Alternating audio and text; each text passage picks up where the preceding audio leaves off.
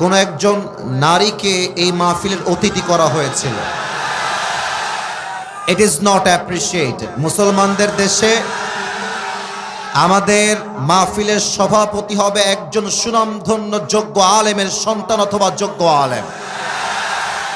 কোন নারীকে আমরা ডিসরেসপেক্ট করছি ব্যাপারটা এমন নয়, তবে আমাদের মাথায় রাখতে হবে এটা এমন একটা তাফসীর মাহফিল, যেই মাহফিলে নারীরা মঞ্চে উঠে গেলে তাফসীর মাহফিলের সৌন্দর্য নষ্ট হবে। দিনাজপুরের ভাইরা, আমি কোনো কমিটিকে ডিসরেসপেক্ট দিয়ে কথা বলছি না।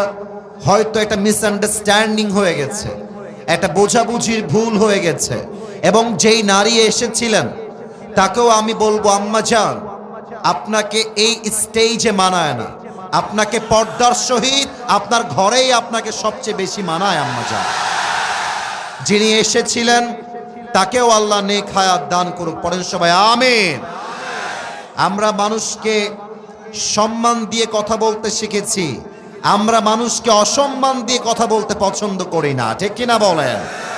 তবে আমরা চাইব, বাংলাদেশ যেহেতু সেকেন্ড টাইমের জন্য স্বাধীন হয়েছে, এই বাংলাদেশের তাফসীর মাহফিলে সভাপতি হবেন একজন আলেম। কোন সুদখোর, ঘুষখোর, বাটপার, জালেম মাহফিলের সভাপতি হওয়ার কোনো যোগ্যতা তার নাই। আল্লাহ আমাদের সবাইকে বোঝার তৌফিক দান করুক। পড়েন সবাই আমিন।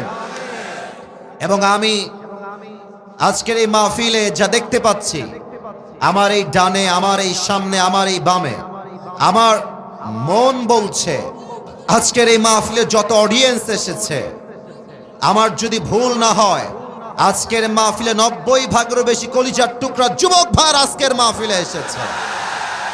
আল্লাহ এই যুবকদেরকে ইসলামের সৈনিক হিসেবে কবুল এবং মঞ্জুর করে নিক। পড়েন সবাই আমিন।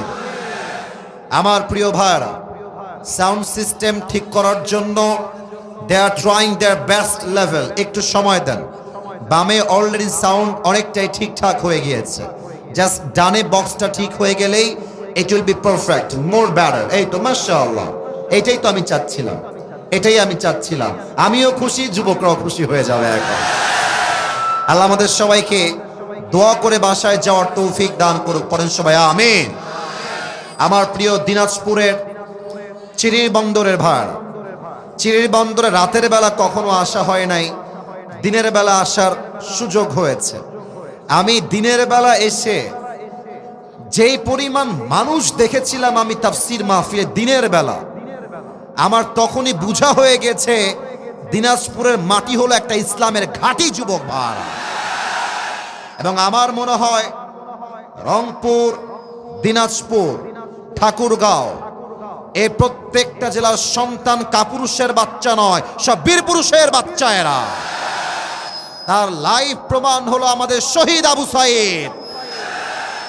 রংপুরের জমিনে শহীদ আবু সাইদ তার বুকের তাজা রক্ত দিয়ে প্রমাণ করেছে, মুসলমান বাঁচলে বিড়ালের মতো নয়, সিংহের মতো মুসলমানরা বাঁচে। এটা সেই দিনাজপুরের মাটি, এটা সেই রংপুরের মাটি। অতএব যদিও আজকে রাত করে আমাকে ওঠানো হয়েছে, আমি অনেক আগে বলেছিলাম যে ভাই রে আমাকে আগে উঠায়েন ভাই, তা আমার ভাইরা বলেছে হুজুর না, আপনাকে আমরা 11টার পরে উঠাবো। তখন বুঝে গেলাম যে এলাকার লোকের সিস্টেম হলো এইরকম, যদি ফজরের আজান পর্যন্ত ওয়াজ হয় তাও সবাই বসে বসে ওয়াজ শুনে বাসায় ফিরে যাবে। অতএব টাইম আমাকে যেটা দেওয়া হয়েছে আমি সেই টাইমে এসেছি। আমি ভূমিকায় কথা বাড়াতে চাই না, রমজান নিয়ে কিছু কথা বলতে চাই। এই কথাগুলো শেষ হয়ে গেলেই আমি আমার মূল যে সূরাকে আজকে নির্বাচন করেছি তাফসীর করার জন্য, সেই সূরার থেকে তাফসীর পেশ করব। আমি সবাইকে প্রশ্ন করতে চাই, ইংরেজি যে মাসটা চলছে এই মাসটার নাম কি? আচ্ছা, এত আস্তে বললে কি হয়? বলেন সবাই, নাম কি? ফেব্রুয়ারি। এবার আরেকটা প্রশ্ন করছি, অনেকে উত্তর দিতে ভয় পাবে, তবু আশা রাখবো আওয়াজ করে আমি উত্তর পাবো। এটার ইংরেজি নাম হচ্ছে ফেব্রুয়ারি, বাট আরবি এই মাসের নাম কি? এই যে অনেকে উত্তর দেয় নাই, বলেন সবাই, আরবি মাসের নাম আর একবার বলেন সবাই, নাম শাবান। এই মাসে আমাদের সকলের গুনাহ খাতা মাফ হয়ে যাক। আমরা সবাই চাই কি চাই না? আমরা সবাই চাই কি চাই না? রমাজান শব্দের শাব্দিক অর্থ হলো টু বার্ন সামথিং, কিছু জ্বালিয়ে দেওয়া, পুড়িয়ে দেওয়া।